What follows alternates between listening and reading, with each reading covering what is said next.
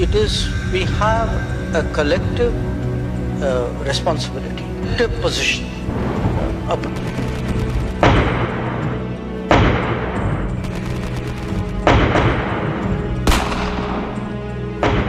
रूस और यूक्रेन के बीच जारी जंग के चलते भारत का किरदार दुनिया के सामने काफी अहम हो गया है। भारत भी इस मौके का भरपूर फायदा उठा रहा है। भारत रूस से कम दामों पर कच्चा तेल खरीद रहा है। दरअसल यही चीज यूरोपीय देशों को फूटी आंख नहीं भा रही है। ऐसे में यूरोपीय देश अक्सर भारत पर रूस की तरफ झुकाव का आरोप लगाते रहे हैं। इतना ही नहीं, यूरोप ने कई बार रूस को लेकर भारत पर दबाव भी बनाया है। रूस से होने वाले तेल के व्यापार पर अंकुश लगाने की कोशिशें कर रहा है।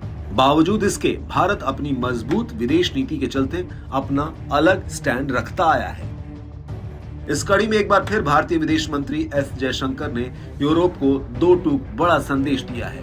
रूस से सस्ती दर पर कच्चा तेल लेकर रिफाइनरी में प्रोसेस कर यूरोप को बेचने के आरोप पर जयशंकर ने कहा कि यूरोपीय यूनियन के फॉरेन पॉलिसी प्रमुख जोसेफ बोरेल को पहले यूरोपीय यूनियन काउंसिल के नियमों को पढ़ना और समझना चाहिए। मुझे उनके सवाल पर कोई आधार नजर नहीं आ रहा है, क्योंकि ईयू काउंसिल के नियमों के मुताबिक अगर रूस का कच्चा तेल किसी तीसरे देश में बदला जा रहा है या तब्दील किया जा रहा है तो फिर ये रूसी तेल नहीं समझा जाएगा। ऐसे में मैं बोरेल से आग्रह करूंगा कि वे काउंसिल की नियमावली 833/2014 को देखें। दरअसल जोसेफ बोरेल ने एक इंटरव्यू में भारत पर बड़ा आरोप लगाया था। उन्होंने कहा था कि भारत का रूस से तेल लेना सामान्य बात है, लेकिन भारत अगर रूस के तेल को रिफाइन करने का सेंटर बन रहा है और बने हुए सामान को यूरोप में बेचा जा रहा है तो हमें कदम उठाने होंगे और उन पर कार्रवाई करनी होगी।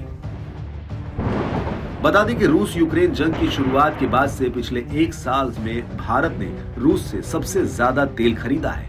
रूस से सस्ता क्रूड ऑयल मिलने से भारत की रिफाइनरियों को बहुत फायदा हुआ है। वो यूरोप को रिफाइंड प्रोडक्ट बेचकर अधिक पैसे कमा रही है। 2022 में चीन के बाद भारत ऑयल खरीदने के मामले में दूसरे नंबर पर था।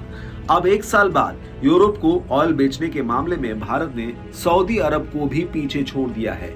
भारत रोजाना 3.5 लाख बैरल से ज्यादा यानी करीब 5.5 करोड़ लीटर ऑयल यूरोप को एक्सपोर्ट कर रहा है। एक समय ऐसा भी था जब भारत अपनी जरूरत का 60% क्रूड ऑयल खाड़ी देशों से खरीदता था और सिर्फ 2% कच्चा तेल रूस से लेता था।